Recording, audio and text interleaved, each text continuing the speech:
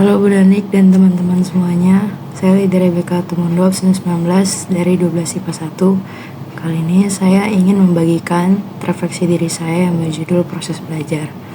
Selama menjalani proses belajar, saya semakin sadar bahwa perkembangan diri tidak selalu terlihat dari nilai atau hasil akhir, melainkan dari perubahan cara berpikir saya.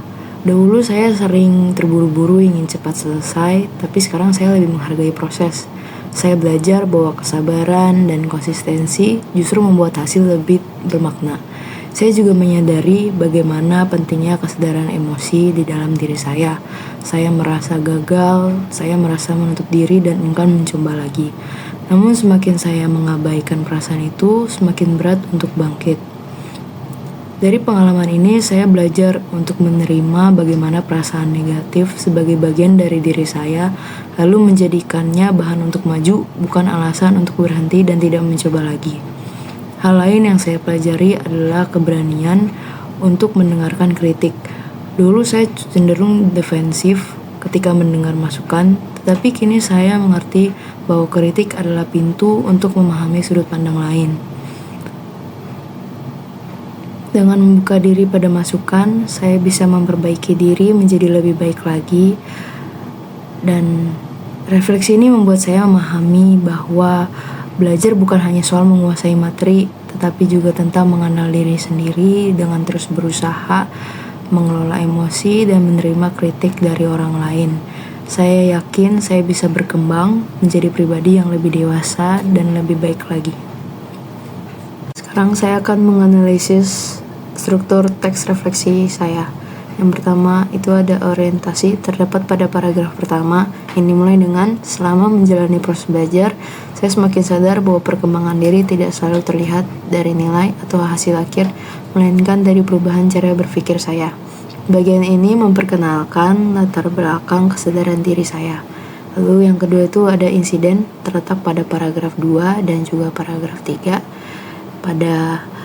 Saya juga menyadari pentingnya kesadaran emosi saat merasa gagal. Saya biasanya menutup diri dan enggan mencoba lagi. Lalu pada paragraf ketiga, hal lain yang saya pelajari adalah keberanian untuk mendengarkan kritik. Yang ketiga, ada interpretasi pada paragraf keempat. Refleksi ini membuat saya memahami bahwa belajar bukan hanya soal menguasai materi, tetapi juga tentang mengenal diri sendiri. Sekarang saya akan menjelaskan ciri kebahasaan dari teks refleksi diri saya. Yang pertama itu ada penggunaan kalimat kompleks, terdapat pada paragraf pertama.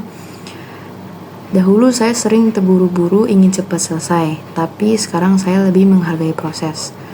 Lalu ada juga di paragraf kedua, saat merasa gagal, saya biasanya menutup diri dan enggan mencoba lagi. Ada lebih dari satu klausa dalam satu kalimat. Lalu yang kedua, konjungsi waktu.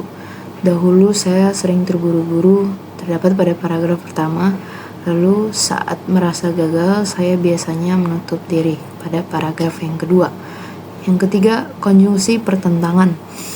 Ingin cepat selesai, tapi sekarang saya lebih menghargai proses. Ini ada pada paragraf yang pertama. Dulu saya cenderung defensif ketika mendapat masukan, tetapi kini saya mengerti. Terdapat pada paragraf ketiga. Dan yang keempat, penggunaan verba. Verba mental yaitu menyadari, belajar, mengerti, memahami, menerima, yakin. Lalu verba materialnya menutup diri, mencoba, membuka diri, memperbaiki, menguasai, dan juga mengelola. Kesimpulan atau refleksi yang saya dapatkan yaitu belajar bukan cuma soal materi, tapi juga mengenal diri sendiri, berkembang menjadi lebih dewasa. Sekian cerita tentang refleksi diri saya. Terima kasih Bu Nanik dan teman-teman semuanya.